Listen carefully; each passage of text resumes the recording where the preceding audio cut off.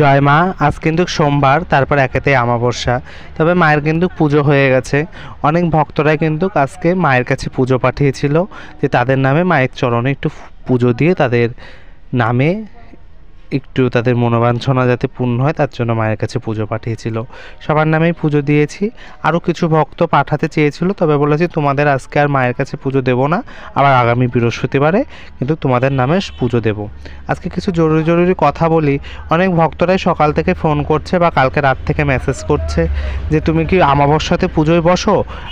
এর আগেও আমি বলেছি কোনো অমাবস্যাতে আমি পুজোয় বসি না।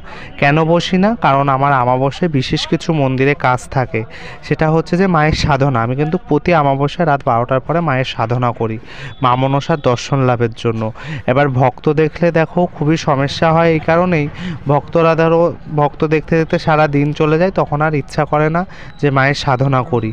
ওই কারণে আমি অমাবস্যায় কোনো কাজ করি না। এটা তোমাদের আগেও বলেছি, এখনও বলছি। আর দেখো এখানে কিন্তু প্রচুর ভক্তরা ঢিল বেঁধে মানসিক করে থুয়ে গেছে। প্রচুর ভক্তের মানসিক পূরণ হয়েছে। তোমাদের ওই কারণেই বলবো তোমরাও বাড়ির থেকে বসে মায়ের কাছে মানসিক করো, মায়ের কাছে নিজেদের মনের কামনা বাসনা বলো, মা ঠিক পূরণ করবে। আজকের ভিডিও এইটুকুনই। জাগ্রত মা মনসা মায়ের সাধনা লাভ করার জন্য অনেক কঠিন পরীক্ষা